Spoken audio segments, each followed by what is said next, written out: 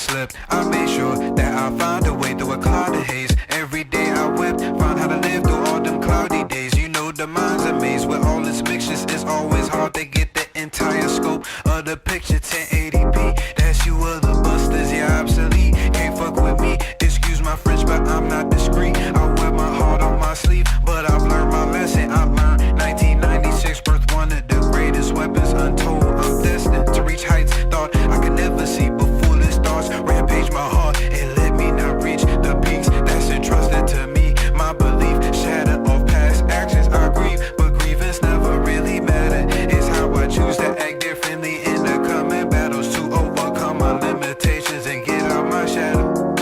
But it's hard to wade in this water, but it was never shallow. Fuck it, let me get the paddles. Fuck that now, let me get this castle. Fuck that now, let me get this battle.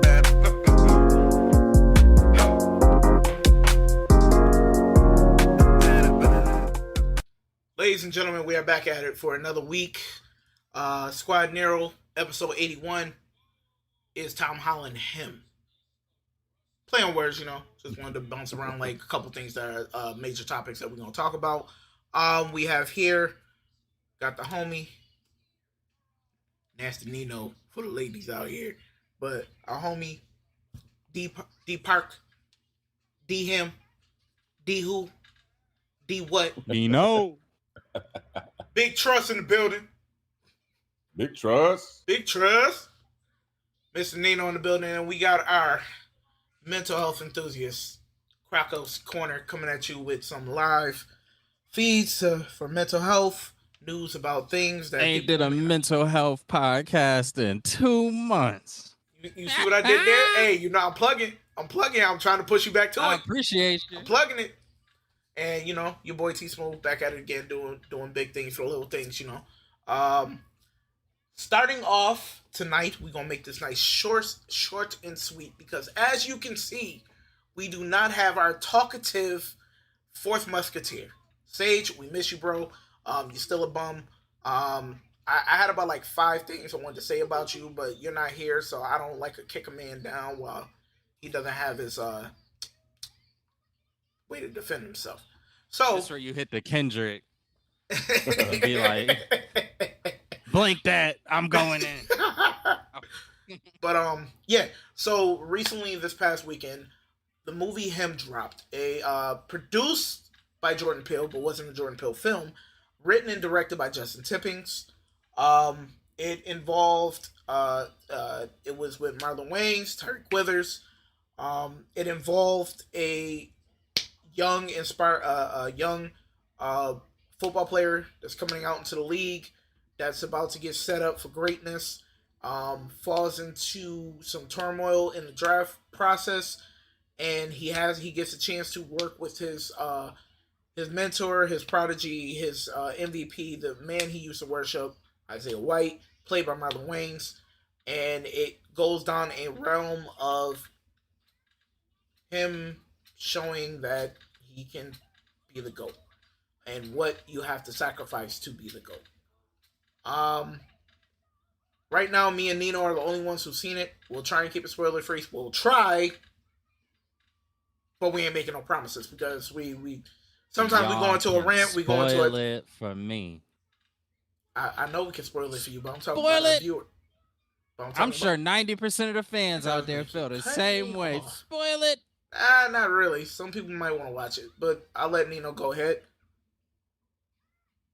So, when I first got out the theater, I'm always known for giving a bad review. I just think a lot of these movies that we see today just aren't that good.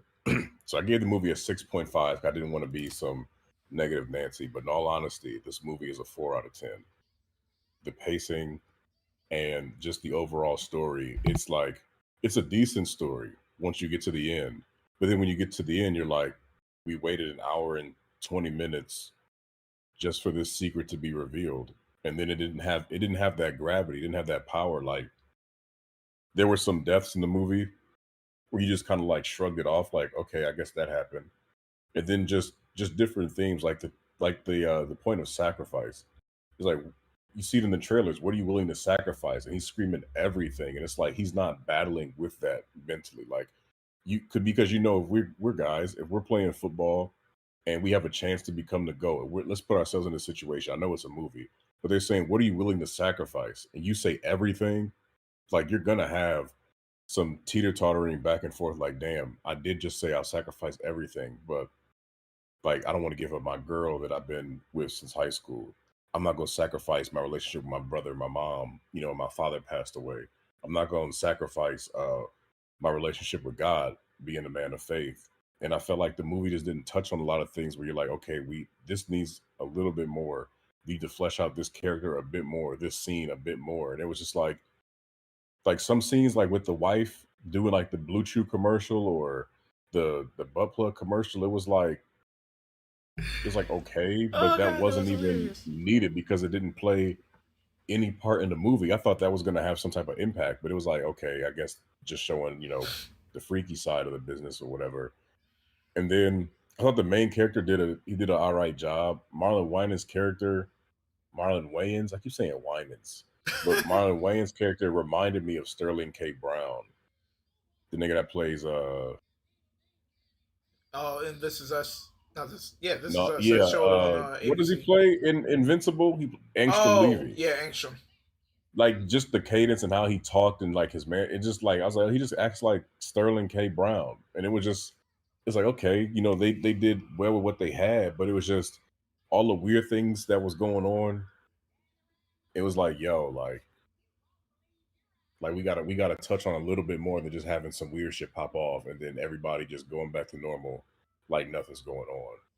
They did the whole trope where it's like, oh, you know, we're taking your cell phone, you don't have contact with anybody, um, you can't do this, you can't do that. It was like, all right.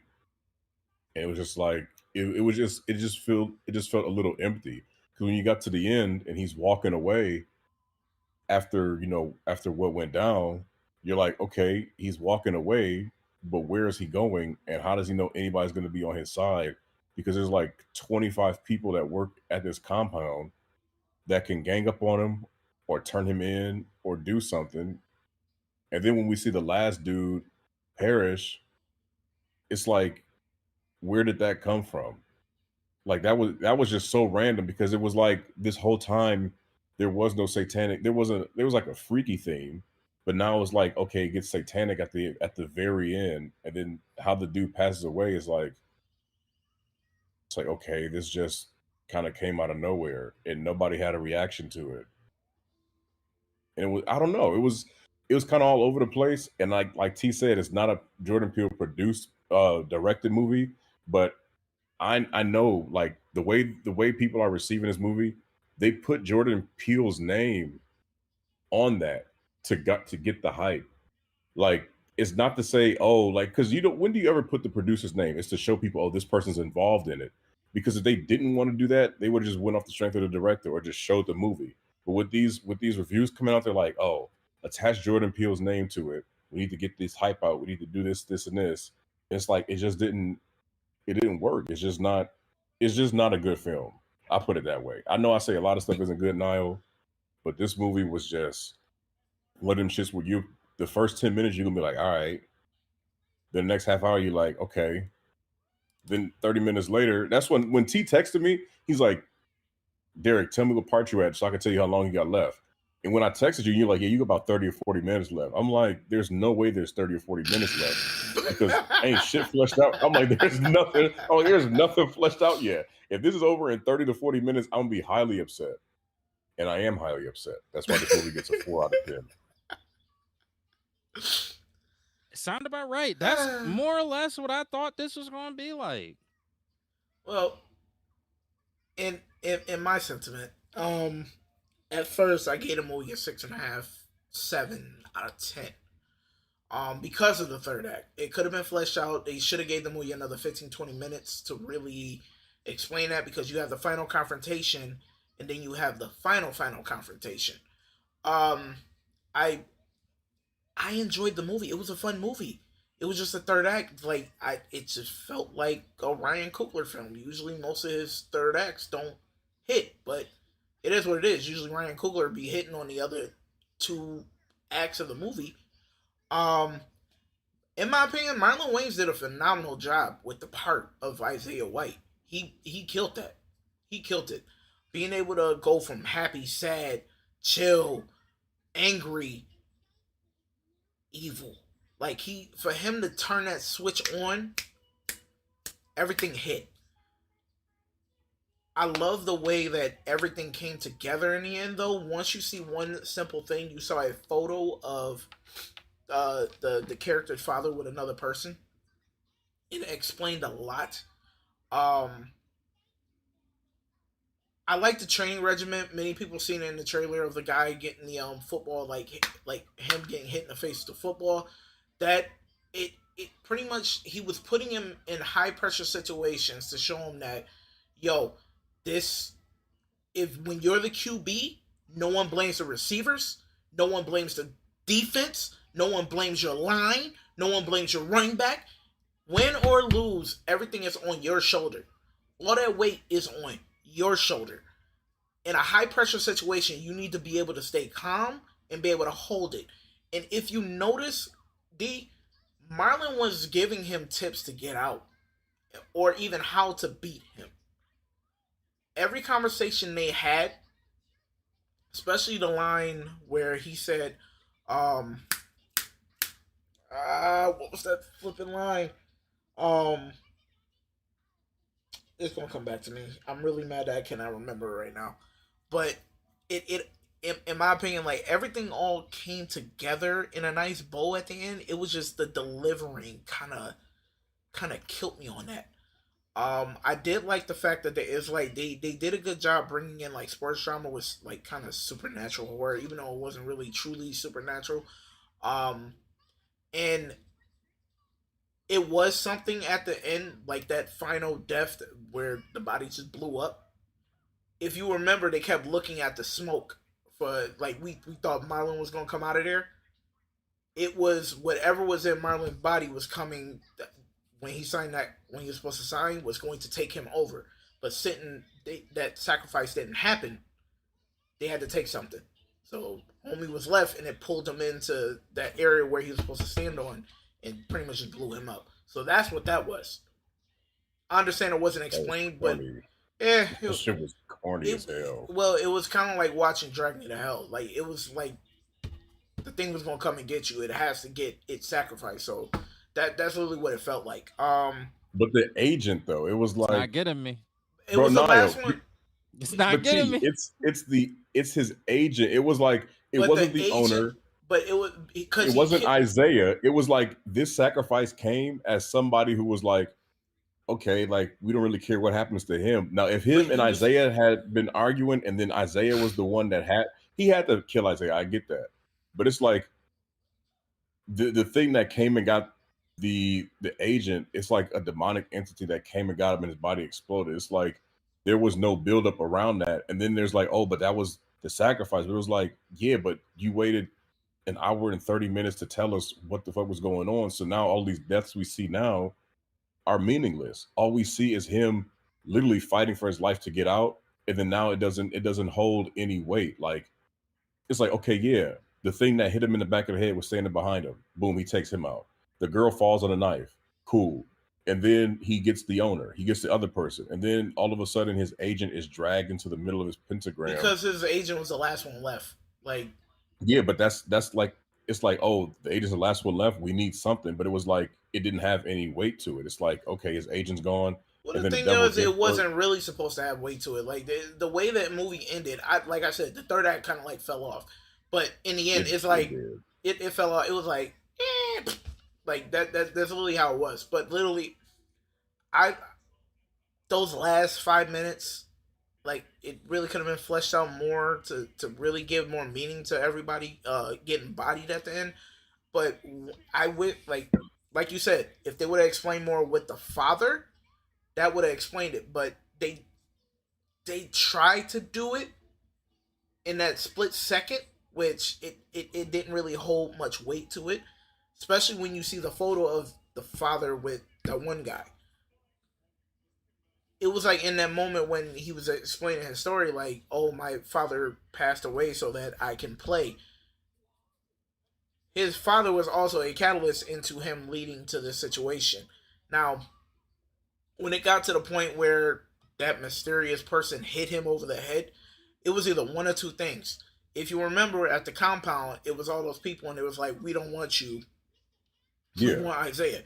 So it was either, I took it either two ways on that one. Either it had to set up that way so the Saviors can set him up to be in this situation, to train with Isaiah and everything.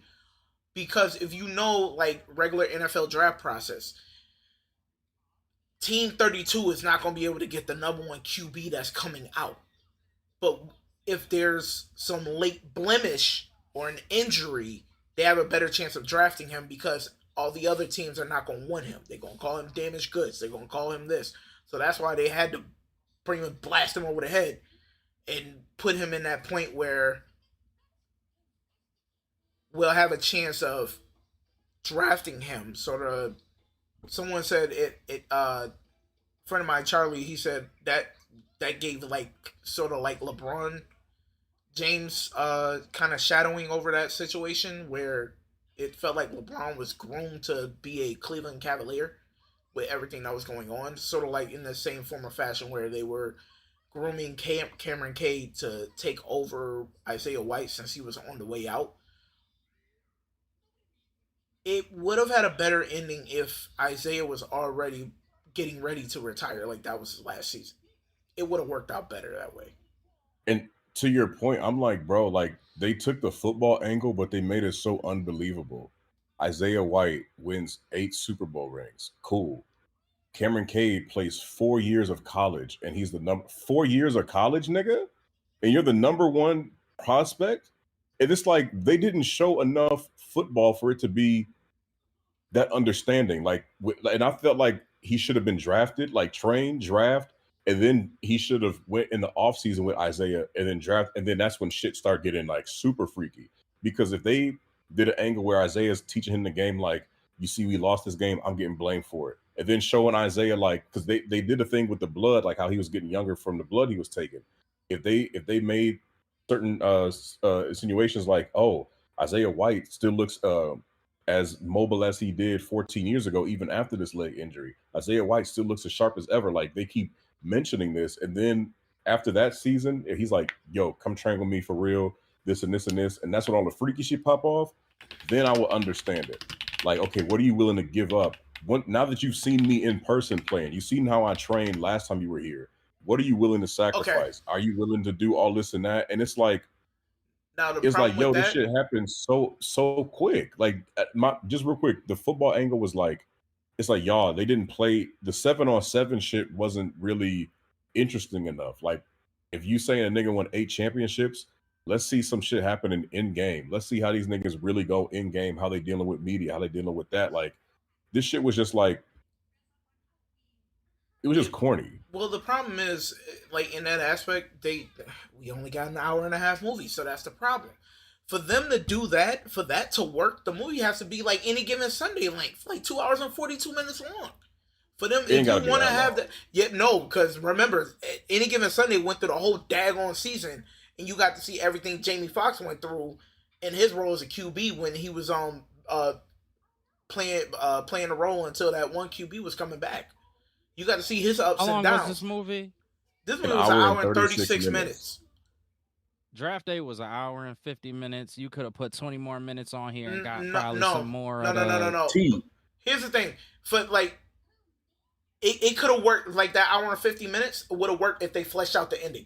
I would have been happy with that. But the angle that D is talking about, like, take him through the season, let him work with Isaiah White through the season, and then this stuff happened, that wouldn't be able to work. That would need to be another 30, even if they like, did another flashes. Nah. See, my thing is not have it be like a whole arc of the movie, but you have it in segments. Like, in 10 minutes, you can show a flash of a whole season in 10 minutes. Like, my thing was, he shows up at Isaiah's compound to train, no freaky shit goes on.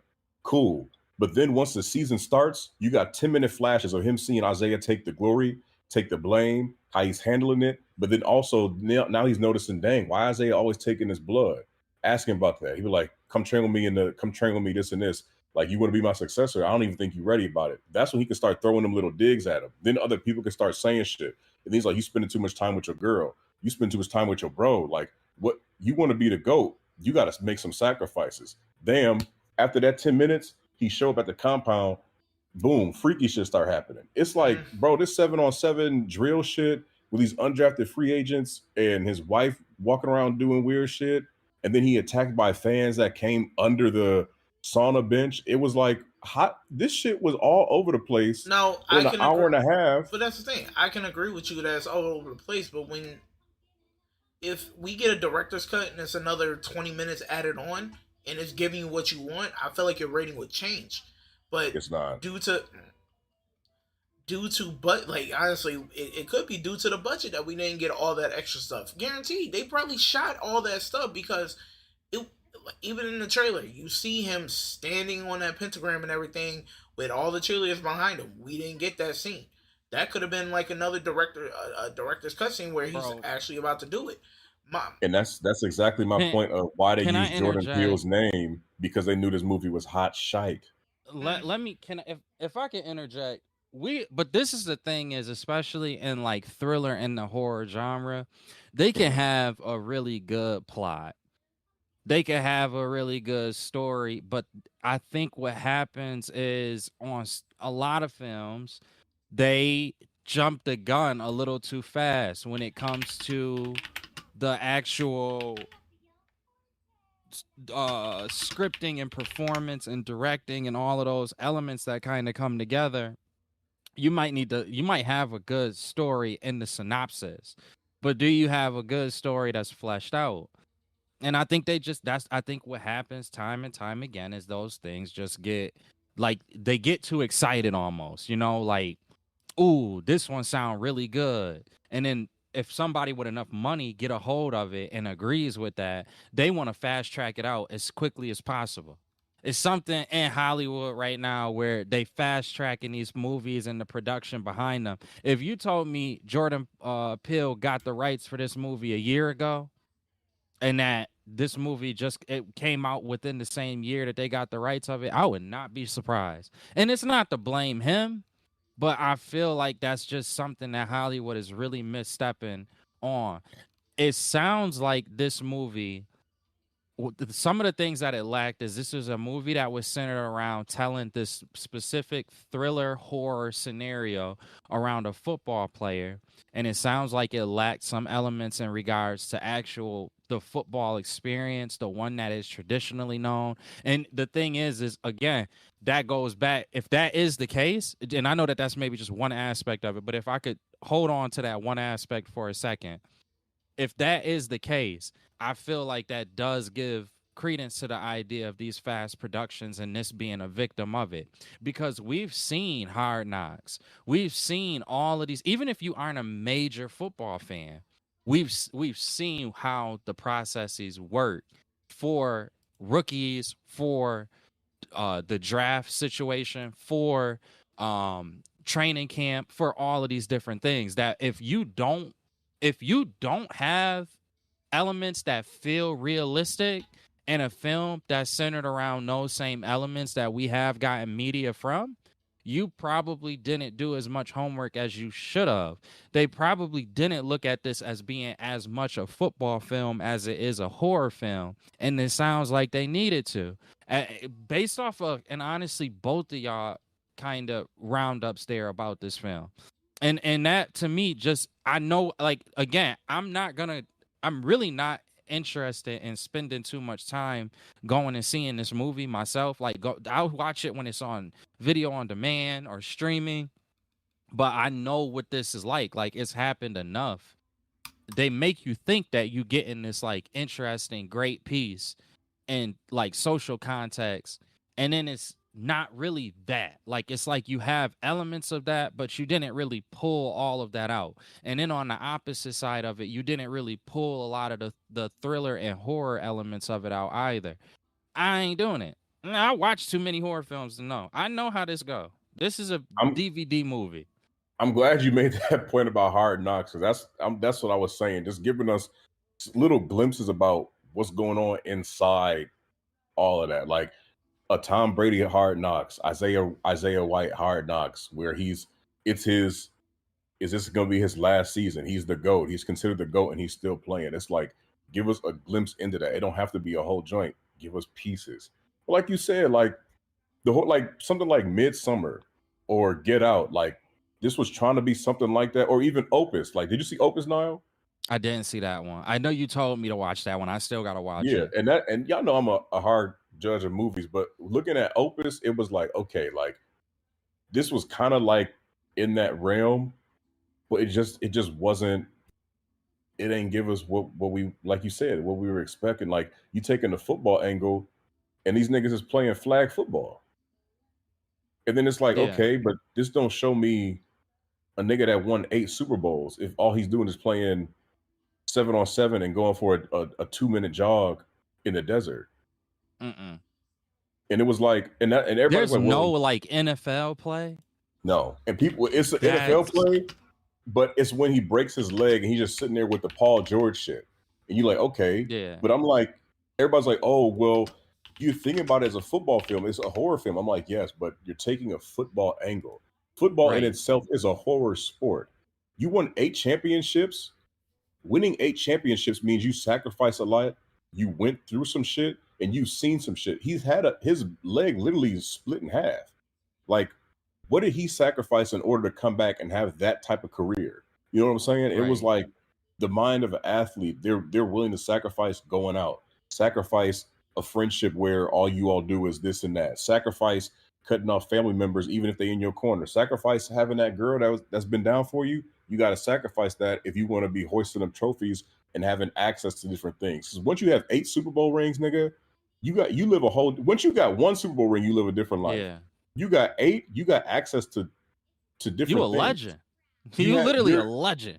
You're literally like people gonna treat you as like a Greek god or something like that. Yeah. Like Look at what Tom type Brady. of exactly, bro.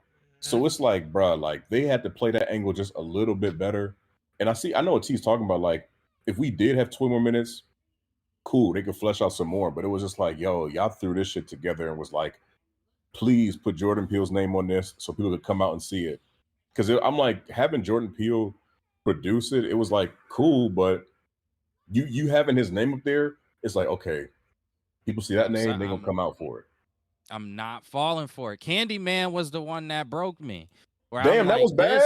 That one was I'm good. not. It was I did good. not Yo. like. Maybe it's because I was so much of a What? fan of the original one. I don't know, but I did Nah, not like man. Candyman. Nah. Yo, this nigga T like Nah. everything, bruh. Nah, son. That movie was I good. did not like What it. didn't you like about that one? Please explain. Because it sound like the same thing D talking about with this movie. They were trying to get that concept down of like the inner city struggles and everything going on in this specific culture of this specific neighborhood and area. And what I did like about it is they started to touch on what essentially ended up being the reason why the Candyman story was a thing in the first place. And I did appreciate that, like they were in the realm of it, but they didn't pull it all the way in. It was one of those things where it's like, I don't know whether timing in the movie could have helped it. I don't know if there should have been a completely different script.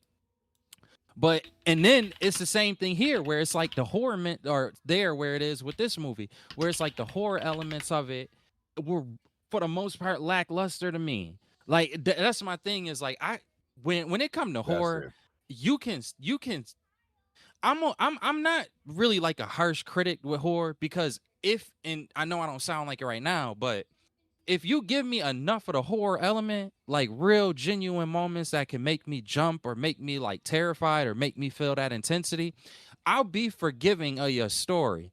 But if you're not really giving me all of that and you making it more so to be like a thriller, then I want a good story behind it. Like Invisible Man, I didn't jump at all at Invisible Man, but they really went far out on that story to try and make you feel uncomfortable, to make you feel like, okay, this is dreadful. Like this is a very dreadful situation. So that because they went the thriller side and they turned the story up around the thriller side, it made it an enjoyable movie for me. These movies that come out with Jordan Peele, it's like they never pushed whatever side they gonna go.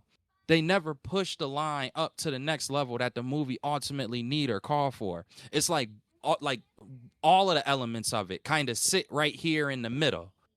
And it's like, I don't want like what it that's I'm not going to sit there and say I'm excited or love that movie when they continuously kind of stay right there in the middle. And that's how I feel about the Jordan Peele movies. Honestly, every single one of them make me feel that way.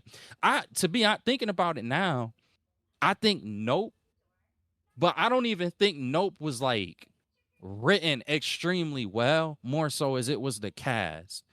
The one thing that I did like with Nope was that whole when they had that sitcom show section. With the monkey. Yeah, that to me was like, I love that part. I wish that the intensity had a kind of stayed in that pocket. They tried to, but it didn't. But to me, that still was the best attempt of what I'm trying to describe, because there was more moments where I did it again. You didn't have to be too much horror, but there was a lot of tense moments. That to me had the most tense thriller horror like experience out of all of the Jordan Peele either produced or directed movies. Get Out being the next one for me. But outside of that, I can't care for none of the rest of them. I was gonna say that's an excellent point you make now. Like, I wouldn't even say anything like this would be horror, like disturbing. Like that scene, like when you watch Get Out, you disturbed at the bingo scene because it's like, why Yeah. does he lift up his finger? It's like they have an auction. And then that scene where he's downstairs and he walks upstairs and it gets extremely quiet. Like there's horror in that, but it's disturbing because it's like, oh shit, like that just kind of fucked me up because that's probably something that could happen. You see what Right. I'm saying? But in That's this why I movie, don't Get Out. yeah, you don't really get that in this movie because it's like, okay, things just happen. There's no, oh my gosh, this is like when the girl comes. There's a scene where he's in the sauna and he's just laying there, and there's a fan that hates him because she doesn't want him playing, but she doesn't really have like any interesting appeal or anything. She crawls from under the sauna bench, and then she tries to attack him, and then he's like choking her out, and then it's like, Okay. that wasn't even scary. That wasn't. It was just like, how It the was fuck just did she get there. in here? Yeah, she's just there in a 200-degree sauna, and he's been in there for 30 minutes, 45 minutes with Isaiah the whole time, and she's just there. And it's like, this isn't is nigga for real, for real. This is like a serious version of Scary Movie, bro. I'm sorry. That's just the best way I can put it. Like if this shit said Scary Movie 7, you'd be like, that shit wasn't that funny though. Like, Yeah. this is exactly what it would be like, bro. Mm-hmm. I can see it. I can see it. And then the thing is I think they designed it. If that's the case, then I think that this is where Jordan Peele and everybody else in the writers' room and everything like that, they got together, said the same thing you just said. And then they said, who do we get to play? One of the main characters then. I know Exactly. Marlon Wayne. They had the exact same thoughts you had. They knew what this was. I don't like it. I'm not excited to go see it. I will at some point watch it, and I'll keep an unbiased eye and mind towards it in the sake of, the things that you mentioned here tonight. But I feel like I know what I'm getting with Jordan Peele. It's going to take something amazing from either produced or directed from him to make me go, all right, I'll go to the theater and watch that. All right. Well, moving on, everyone. If you want to check it out, go check it out. Tell us what you think. Tell us what you if you've seen it already. Let you know your thoughts in the comments. But moving on, we did get some news related to the new Spider-Man movie that's coming out. During a stunt situation, Tom Holland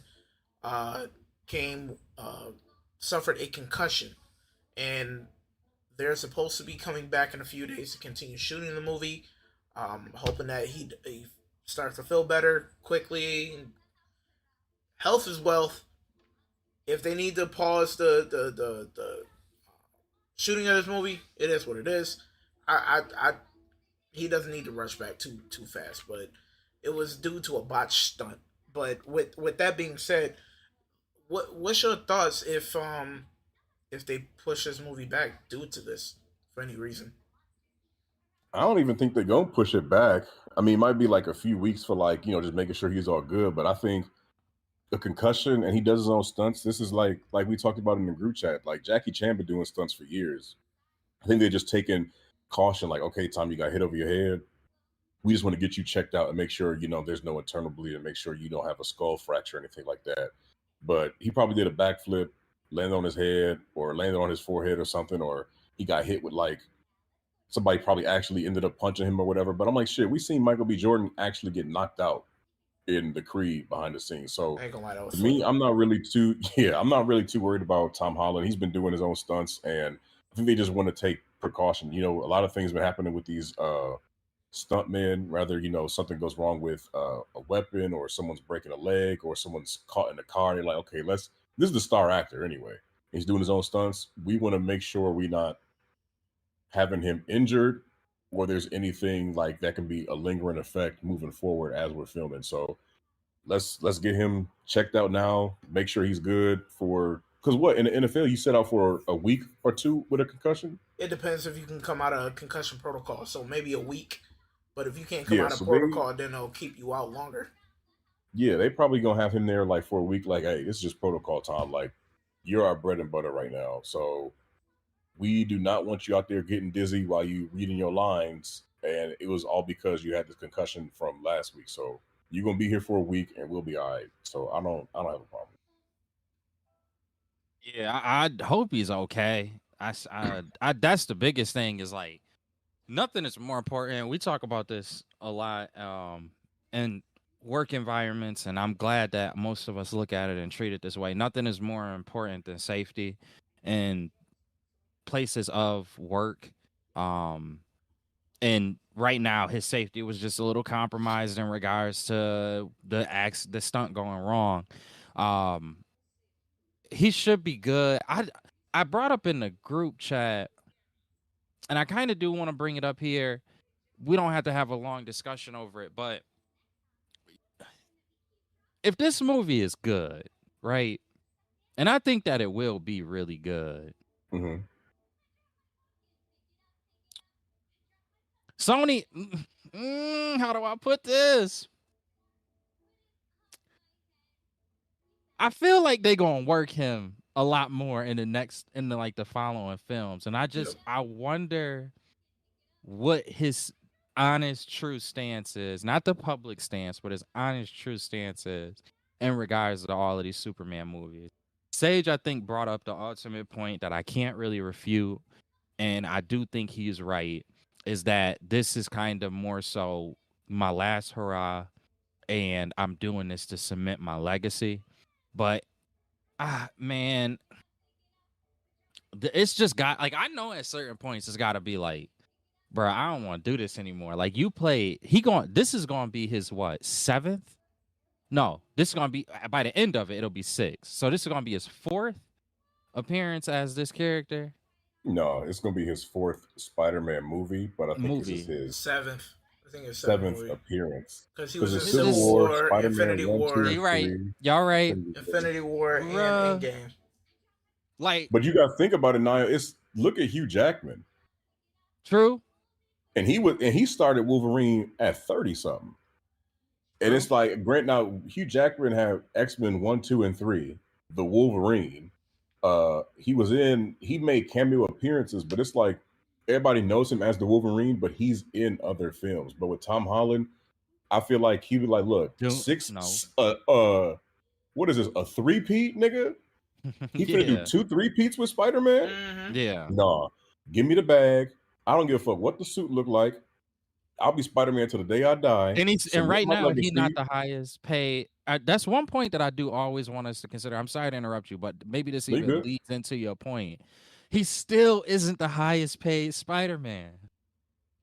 I don't believe so. After this, he's been sharing the screen too much though too. Like when we saw Andrew and when we saw Tobey Maguire Spider-Man, it was literally just him as Spider-Man, like by himself from high school to college, being an adult. Andrew Garfield from high school to college. You got Tom Holland. It's like, it's damn near like he was a freshman or something. It's like, it's him. What's the dude's name? It's him, Ned Zendaya. Him, 3 movies. Yeah. And then it's like, yeah. and he's in the MCU, so it's like he can't be the highest paid right now because they're like, look, we got Tony Stark in your second movie. We got Jake Gyllenhaal coming for your third movie. Right. Or for your second movie. Damn it, nigga, we bringing back 2 other niggas for your Zendaya third was a movie. hot commodity at this as throughout all of these movies as well. So it's like having her as your support role. It's not just like anybody. It's not just new little Susie Jane down the street that's getting into acting. No, this is somebody who's coveted. So she's gonna bring people to these films. We have to pay her, regardless of what they want. Like, you think about it, his third film, like, bro, Alfred Molina, Jamie Foxx, William Dafoe, Tobey Maguire, Andrew Garfield, like, bro, this was a cast where you like, damn, like, and we haven't seen these people like in a long time in comic book roles, but just what they doing on the side popping up, you like, oh damn, nigga, they bringing back William Dafoe, right? And they got spread that Marvel money around to everybody. So they like, look, if y'all want this movie to pop off, Tom, you're gonna have to be on some Tom Brady shit and take a pay cut, or we can pay you under the table, or. If for him to have to do these next 3 movies, I just really hope that focus can shift, that he can have more of a focus in these movies. He's not like led by these extremely strong supportive characters. Let him show his acting, especially if this is going to be his last rodeo. He did enough to bring money to both of these studios that they can return the favor now. They can give him the opportunity as Spider-Man and as Peter Parker to live in the spotlight and to be able to say, okay, when you're done with this, people are going to be able to see what you've done from these last 3 Spider-Man movies. And if they weren't considering you as much before, they will be considering you now. To me, he deserves that. Because I can't think of like, I know he did Uncharted, never saw it, don't have a need to see it. Yeah, damn. I know he did. It's the truth. I know he did another movie where he was like, Cherry. There was like I think it was called Cherry or something like that. So, yeah. So he went through that where there was like more adult themes and whatnot. Guess what? Never saw it. He did that show on Apple TV where he got blasted in the bathroom. Guess what? Never saw it. Oh no! Like another type of thing going on. We are an adult mature podcast, so we don't have to say exactly what the details are in that. But there are some adult situations. There was some adult. There was some adult situations. We'll talk about it after the pod. We'll talk about it after the pod. We will talk about it after the pod. Some AO. There was some AOs. Yeah, he got to stick with Spider-Man because he's about to put a stain on his career, boy. Do you remember the tennis movie with Zendaya? Yeah, she was getting her freak on. Yes. So the series that came out with him came out around the same time. So people said he did this, so she did this. But it was just an underlying joke that people were coming out with. But we will explain what happened after the pod. Post show. We are a mature, Jesus Christ, pop culture, anime, and comic podcast. So we can simply say some adult situations after the pod. But yeah. So and here's the thing: another piece of media that most people have, like, not most, I'm sure it has its crowd, but on the same scale of people who've seen Spider-Man, not remotely close and will never be remotely close. And I think that Tom Holland deserves the opportunity to be able to get more of a spotlight. I think he is a solid actor. But if we only see it through Spider-Man, or we only see it in either very niche or specific roles, he'll never get that credit. Like, he'll never get that shot. And I don't think that that's necessarily fair. Now, if Marvel has shown us anything, Robert Downey Jr., he came in with Iron Man, and a lot of the roles that he got while he was Iron Man weren't exactly the most memorable roles. I do think they were stronger than anything that Tom Holland has gotten, but they weren't the strongest roles. But when he had his first conclusion with Marvel, he ended up getting Oscar for best supporting actor in a movie where he acted his behind off in. Was it that So one with Robert Pattinson? Oppenheimer. Oh, No, Oppenheimer. Oppenheimer.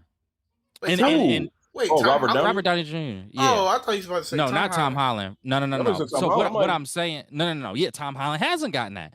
That's what I'm hoping are the type of situations that Tom Holland can be in post Spider-Man, because I just think that he deserves that.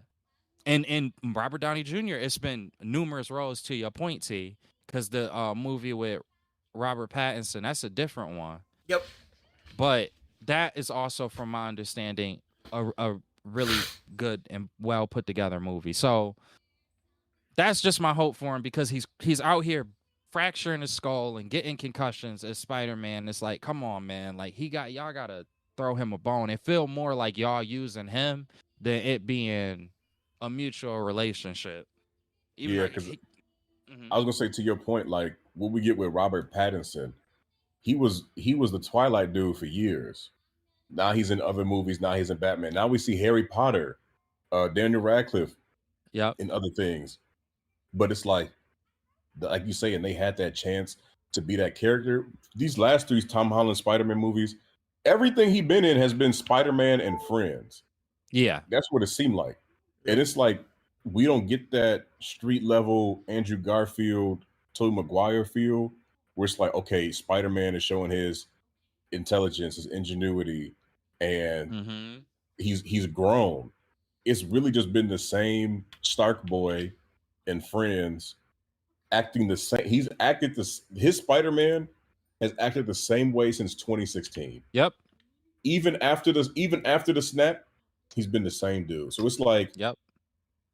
it's like he's like this Peter Pan ageless boy wonder.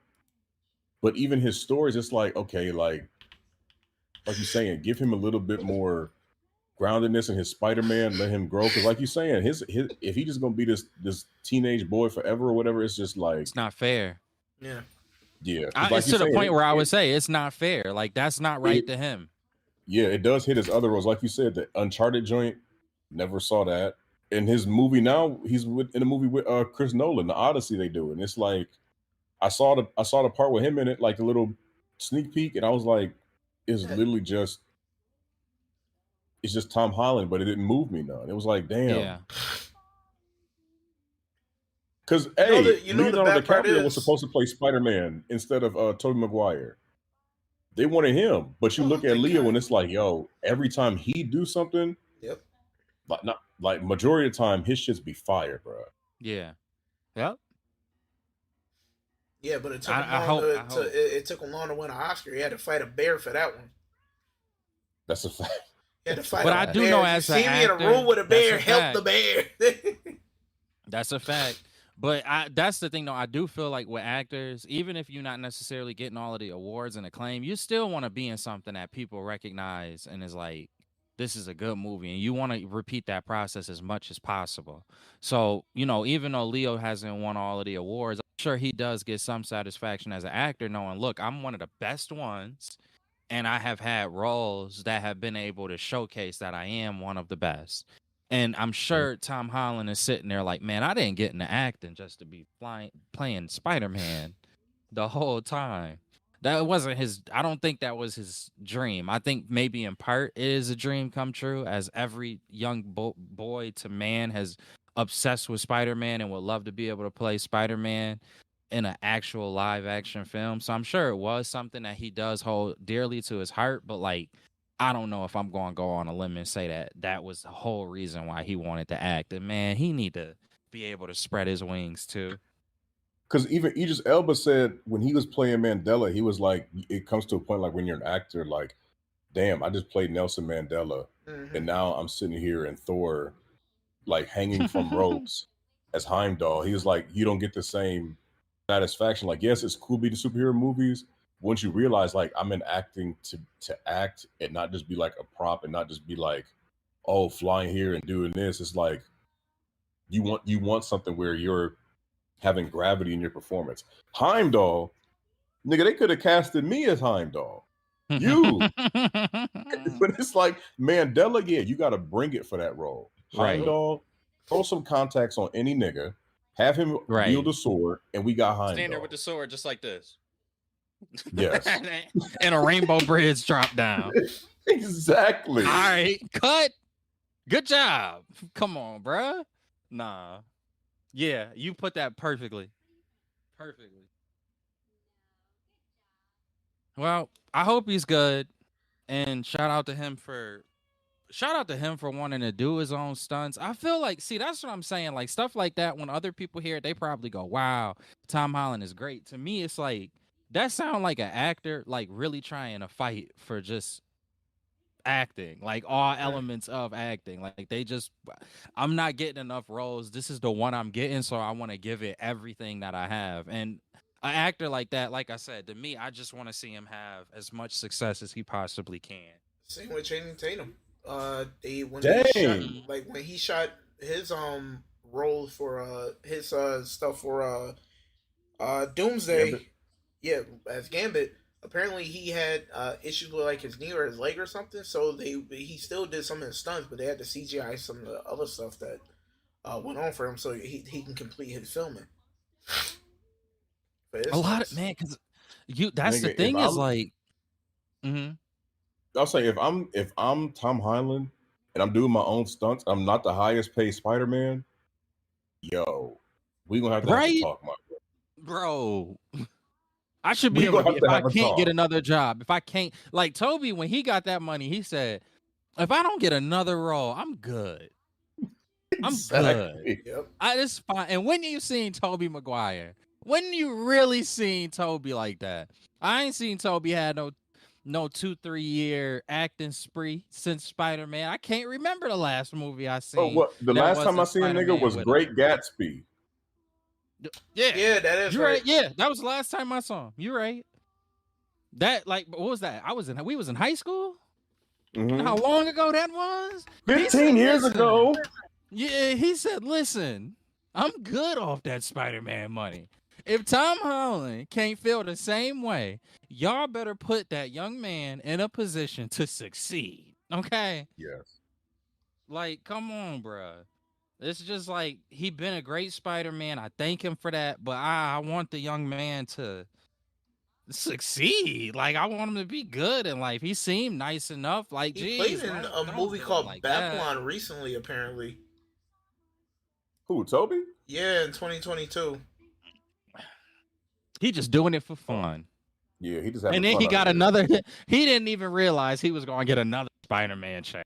Yeah, because he said, "Oh, you're going to get another one."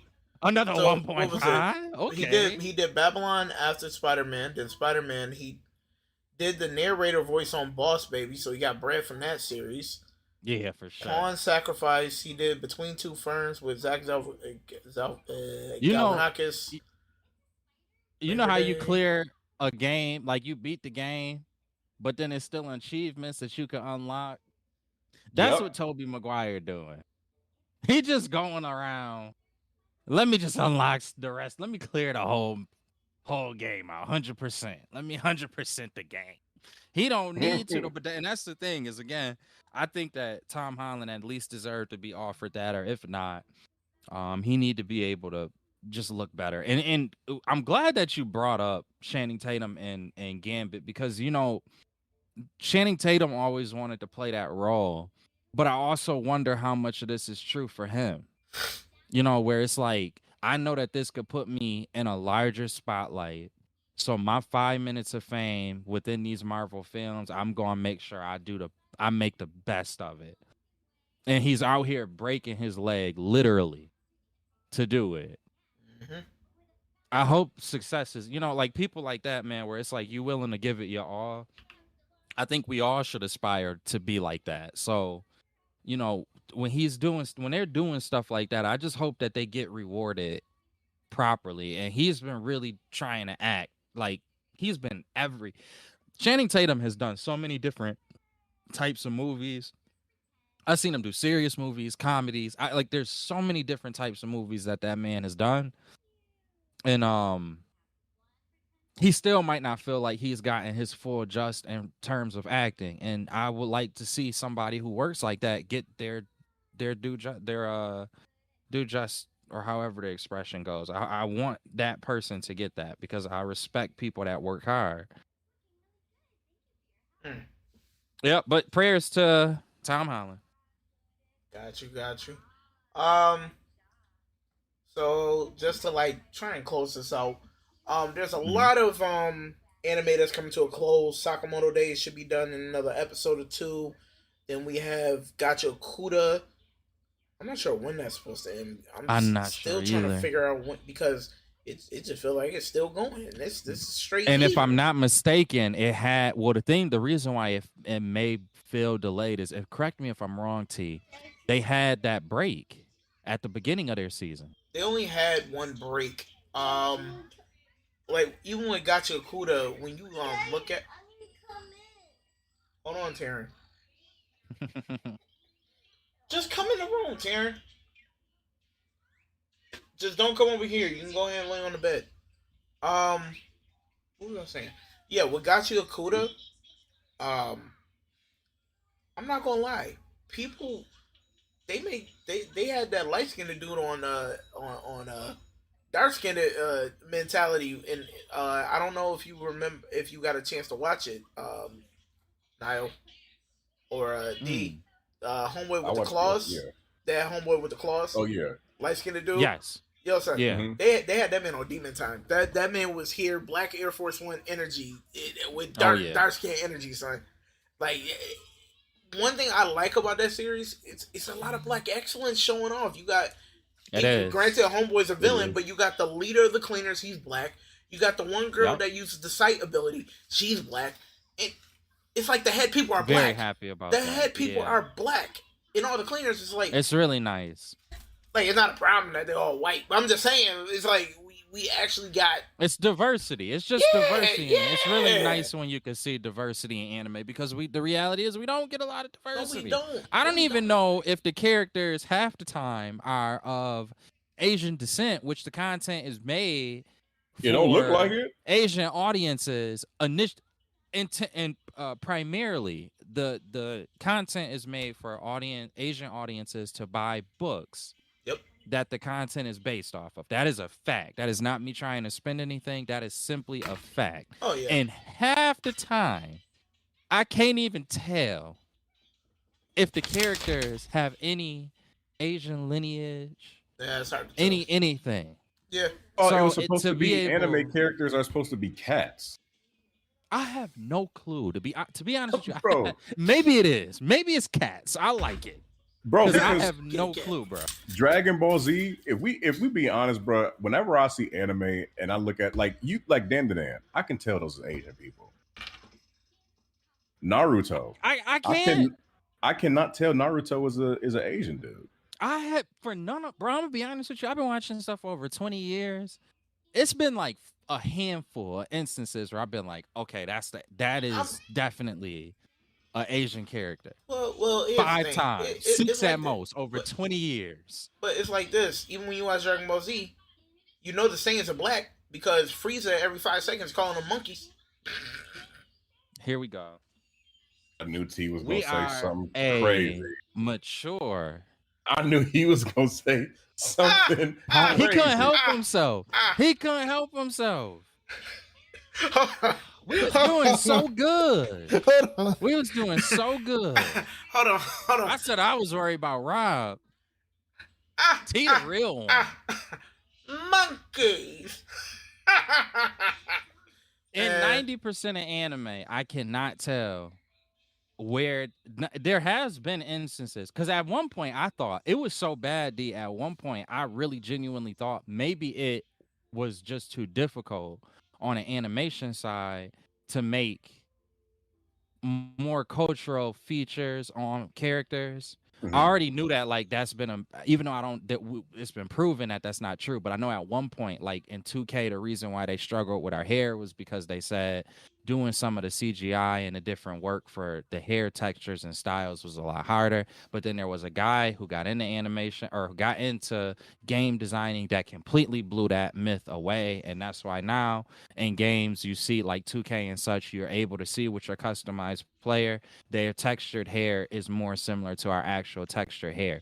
But for a long time, I thought that maybe that was the same thing that was at play with anime. But then I started seeing characters where I'm like, no, that's definitely Asian characters. So it can be done. But for whatever reason, it always goes to these like, I don't know. I don't know. I don't know what. I guess the closest thing, would be white. But even at times, it's like this isn't even a white person. Like a white person, if it's just blonde hair, blue eyes, I'd be like, okay, that's supposed to be a white person. But they'll have like purple eyes and green hair, and then their kids got green hair. Cats, nigga. It's like what? Where even cats don't have green hair though. Like where are they getting? I'm like, who do these? Where did? And then the part and what make it even weirder is they'll place these things in the middle of Japanese culture, and it's like this looks nothing like any person. Like I can't. How is this even? They I don't know how they role model for Japanese people. It's like they look not like usually you want something when you look at role models. You want something that kind of reminds you of yourself outside of character. Nobody on the planet Earth can relate to these anime characters. You can't say that with DC. No. Cyborg, okay, you can relate. You know who that is. You can't say that with Marvel. Black Panther, okay, I know who that's relating to. It's just literally fair-skinned avatars. It's the eyes. They're not doing the eyes, bro. Yeah. But it can be done. That's the part that's so weird. It's like, why doesn't it get done if it can be done? But anyways, Gachi Yakuta, I give them a lot of praise because they are introducing that level of diversity. They have black characters. They have fair-skinned characters, whatever the fair-skinned characters are supposed to represent.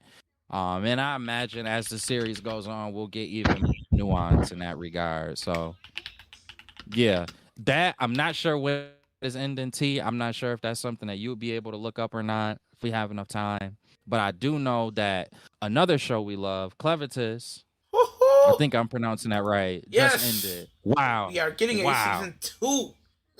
Wow. Was it that good? It was that good. It is great. It is great. It might be. It might be top 5 for the summer. It might be what? It might be top 3 in the summer anime. For sure. For summer anime. Oh, yeah, yeah. Oh no! My top 3 of all time would be Yu Yu Hakusho, classic Naruto, and Mira Nikki. Those are my top 3. It's hard for some. Yeah, Mira Nikki. That one stuck. Mira Nikki is dope. Bruh, 24, 25 episodes straight. Story gets straight to the point. It's literally like watching the movie Identity, but everybody has everyone has like a different ability with their cell phones. It's crazy. Yeah, I love Mira Nikki. It was really good. But Clevitas, going back to that really quickly, it was great. It had a tenseness to it.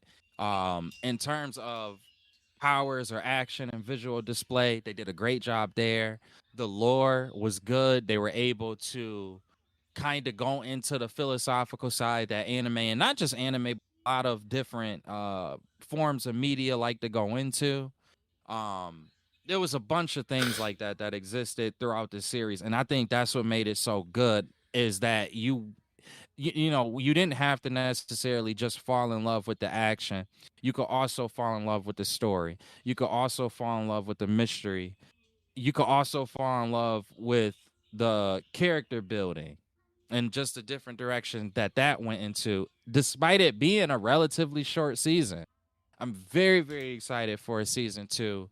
And I want to see how this story, they leave you kind of with a mystery for season 2. And I'm very interested to see how that plays a part. And it also has that adult theme to it. It's not childish.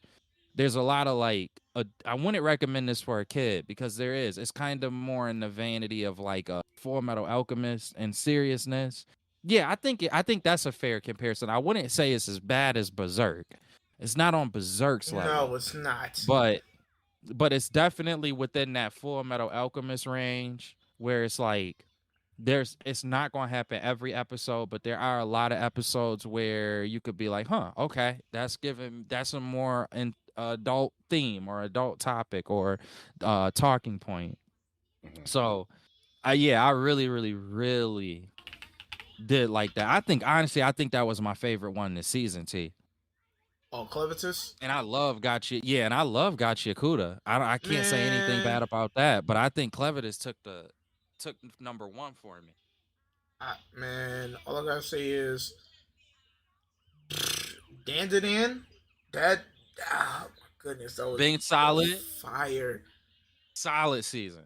But man, we have a couple ones that's coming out. We have the final season of My Hero Academia hitting actually October 4th. Season 3 is Spy Family, October 4th. That'll be good. To Your Eternity, October 4th. One Punch Man Season 3, October 5th.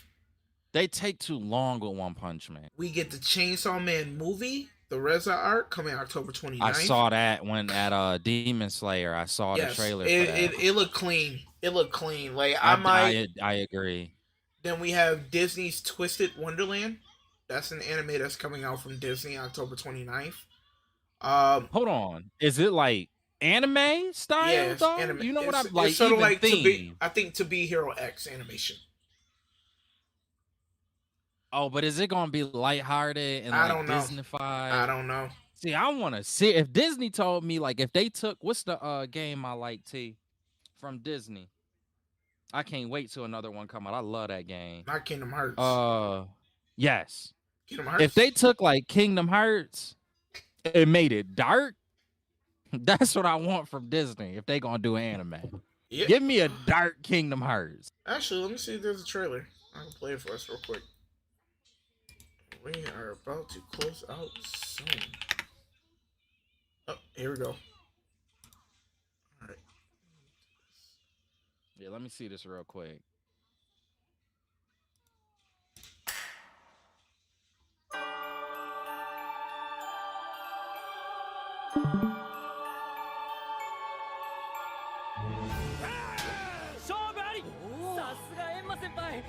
So の日、俺はいつものように稽古を終えてまっすぐ帰るはずだった。彼らに出会うまでは。なんだここ。ここはナイトレイブンカレッジ。世界中から選ばれた魔法師の卵が集まる名門魔法師養成学校です。魔法？俺は魔法なんて使えない。悪いが失礼する。お待ちなさい。入学拒否なんて聞いたことありませんよ。だったらその席俺様に譲るんだぞ。静粛に。よくも厳粛な入学式台無しにしてくれたね。覚悟はいいかい。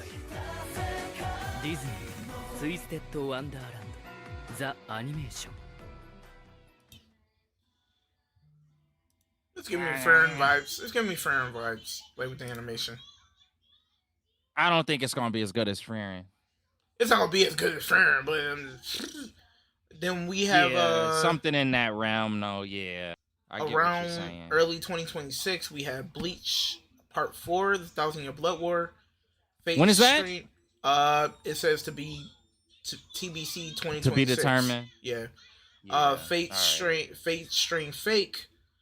So the Fate When Stay is that? Night, to be announced. Ah. Fire Force Season 3 Part 2, January 2026. Farron Beyond Journeys, the end of Season 2, January 2026. Haikyuu versus the Little Giant. Jujutsu Kaisen Season 3, Moonrise. Oshi no Ko Season 3. Sekiro, No Defeat. Tokyo Revengers, War of the Three Titans. And Witch Hat L Tier. So that's what we have coming up. It's not as strong as this summer was. Oh, Blue. It's not. Nah. Yeah, nah. What, Blue Lock come back? Nah, Blue Lock's gonna come back for a little bit. It's not as strong as previous years. Hey, I'll play catch up on some other stuff that I haven't seen. Yeah, dude, the winter seasons have not like they've been alright, but they haven't for a couple years now. I feel like they haven't been like spectacular. Sakamoto Days hitting both. What was that? Spring and summer, or Yeah, was it winter and it summer? was winter and summer. Yeah, like see, that's a big difference. Dan to Dan hit winter and summer. So last winter was good, But hold up, something's but it coming was out too. in 4 days that I've been looking forward to. Have y'all ever watched Alice in Borderlands? Yeah, Heard of it, though. yeah, yeah, Season yeah, yeah. 3 drops on Is Thursday. it the real one or the animated one? It's the real one, the one that they've Oh, been. I want the animated one. What is wrong with you, sir? The anime one was The just an real OVA. life one is It was just cool. an OVA. The real life one is cool, but the animated one, I was like, nah, Nah, they son. about to get Nah, crazy. son. and Because season 2, we know.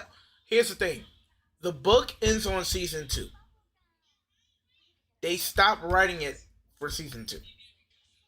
The manga ends on season 2. Season 3, we get the Joker card, son. I'm trying to see how this plays out. Yeah, I didn't want this yeah. to end, bruh. We get Joker cards, son. We're done with the face cards. I want to see what this Joker card about, son. I'm looking Yeah. forward to this. When that drop on Thursday, I will have a review on what's it? Yeah, on Sunday Yeah, I'm when gonna we're peep back that at it. because Oh my out goodness! of the anime slash manhwa live action stuff that's come out on Netflix, Alice in Borderland is the best, and I enjoyed it. It was one of the few times that I've been able to say like, knowing what the animation and the manga is like, they did a great job being able to adapt this, and it has its Bruh, own they character killed to it. it, which is good. Eh, Yeah, I'm gonna peep that too. I ain't gonna hold you. I definitely and will the because fact I've that already watched. it's the like a other two live seasons. action game with Alice in Wonderland. That's what's so fire about it. It's so fire about it. D, you need to tap into that, bro. I don't know if you've seen season 2 or if you just watched season 1.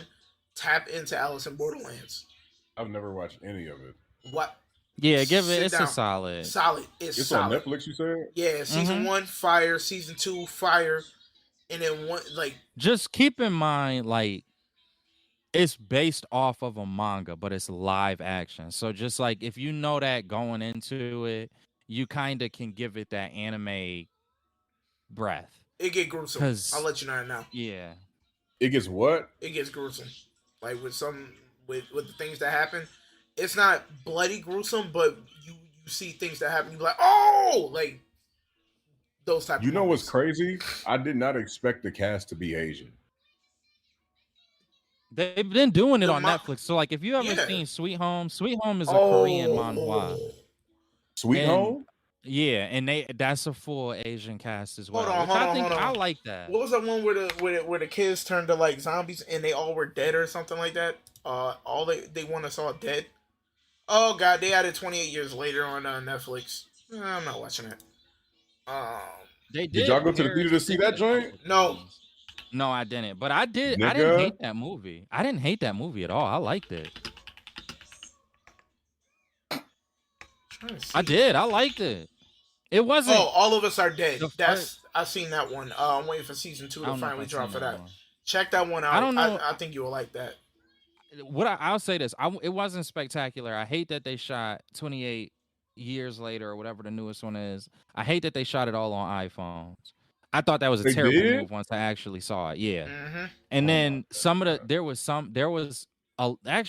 was a decent amount of scenes. I'm not gonna say some. There was a decent amount of scenes where like it's like, what are we doing? This is some C-rated. What are you doing?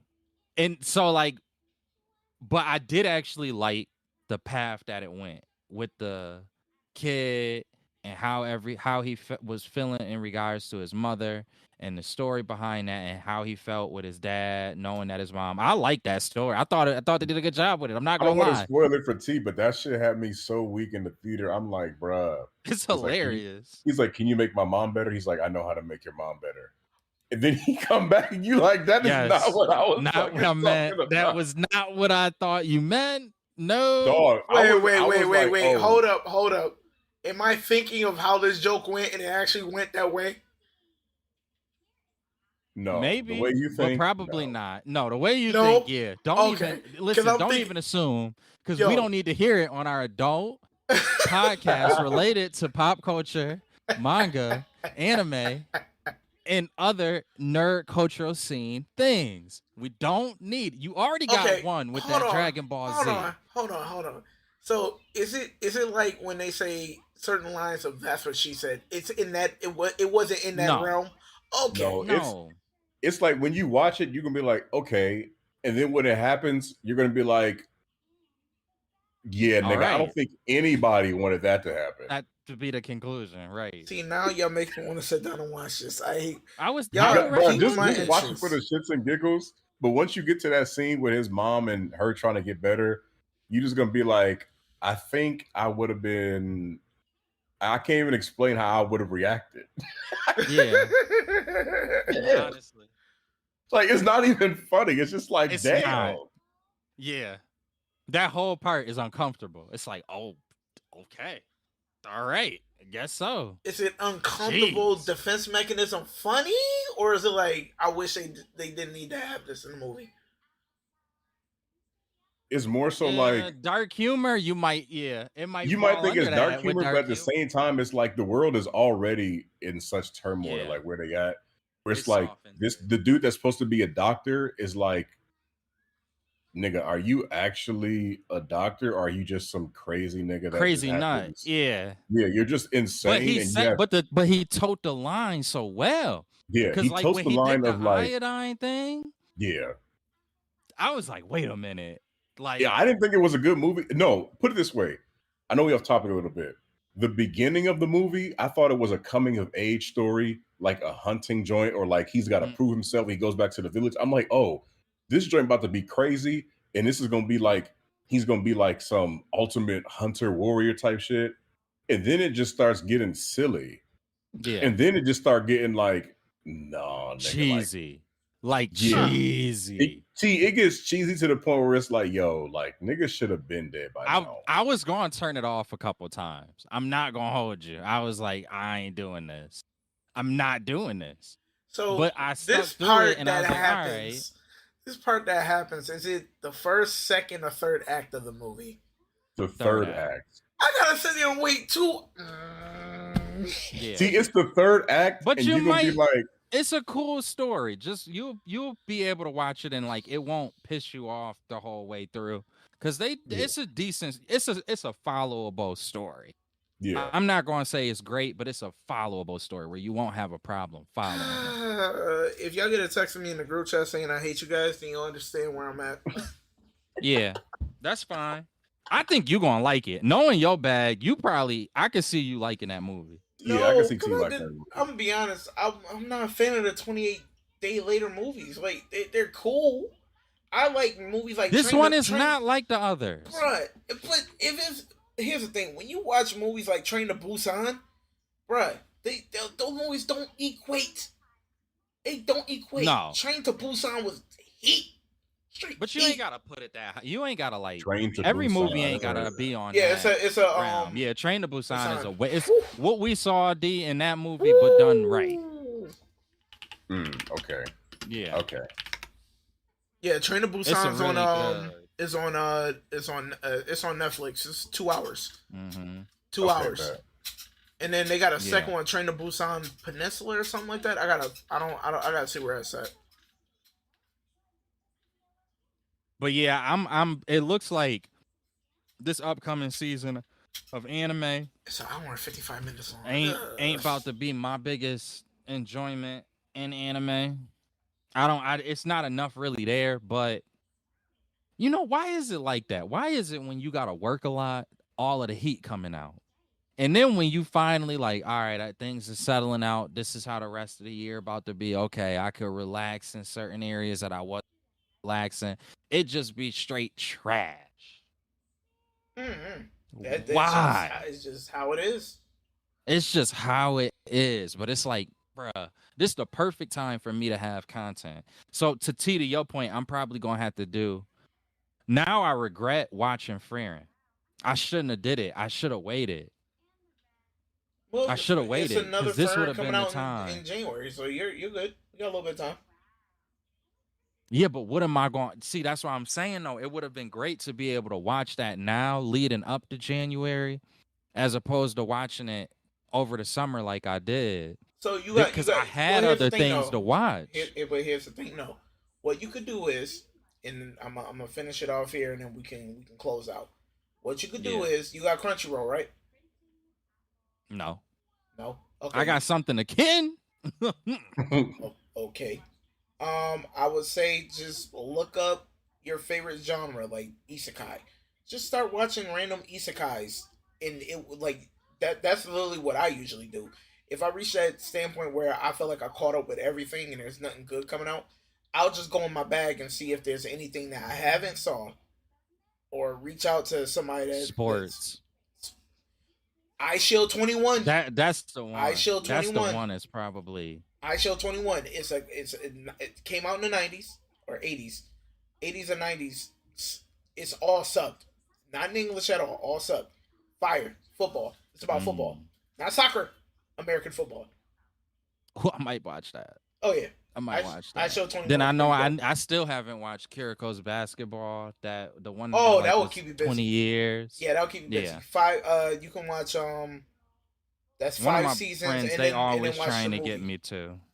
I Watch me go back and watch One Piece or something. Though watch But that's the how it thing ended up is, turning out. I can't talk about the movie since I already made the Dragon Ball Z reference. Yes.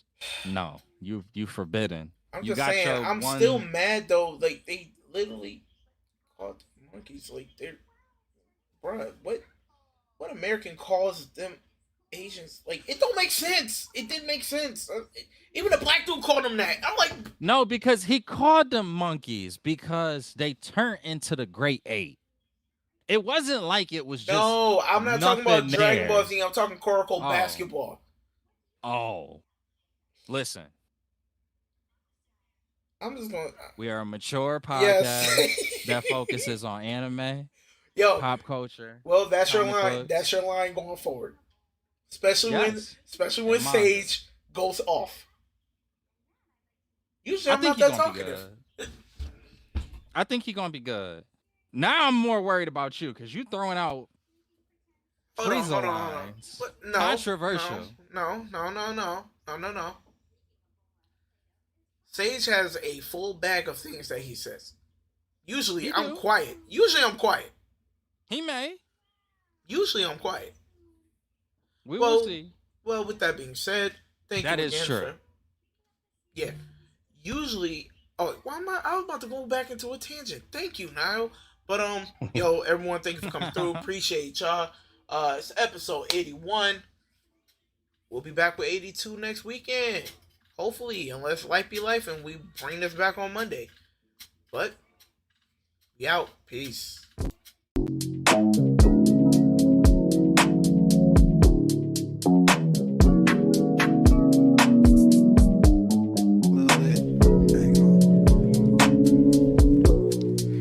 I want all the smoke. Yeah, running trash bags of that green, whipping fast, the whip color of cocaine. I'm independent, they in this minute to stop these dreams on the road to riches. Focus on the ticket, maximize my means. It's like nah, I'm just trying to float. There's a couple holes up in this boat. Dose my mind just so I can quote. They focus on the dollar, feel like I'm a migrant, just touch a new island. Every time I smoke, regardless, ain't no way I'ma miss my target when I got it locked up in my scope.